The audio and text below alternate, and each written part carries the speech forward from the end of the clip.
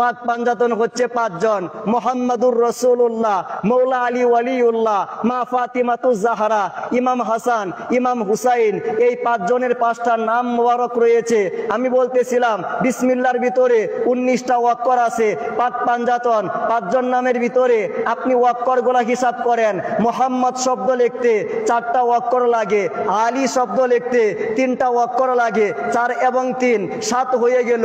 ফাতেমা শব্দ লিখতে 5টা ওয়াক্কর লাগে, 7 এবং 5 12 হয়ে গেল।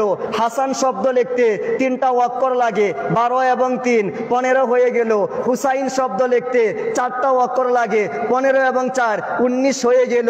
বিসমিল্লাহর ভিতরেও 19টা ওয়াক্কর, পাক পাঞ্জাতনের ভিতরেও 19টা ওয়াক্কর। আই মেরে আল্লাহ, তোমার কাছে জিজ্ঞেস করি, তুমি কোরআনুল কারীম শুরু করছো বিসমিল্লাহর মাধ্যমে। এই বিসমিল্লাহর ভিতরে 19টা ওয়াক্কর রয়েছে। পাকে পাঞ্জাতনের ভিতরেও 19টা ওয়াক্কর রয়েছে। এর হাকিকত কি আমার আল্লাহ বুঝাইতে চায়। জ্ঞানীর জন্য ইশারাই যথেষ্ট।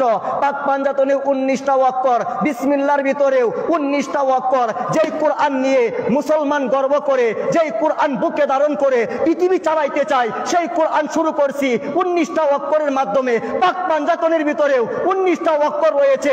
অর্থাৎ আমি আল্লাহ পাক পাঞ্জাতনের মোহব্বত দিয়া, হাকিকত দিয়া কোরআন শরীফ শুরু করছি। জবান খুলে বলেন সুবহানাল্লাহ।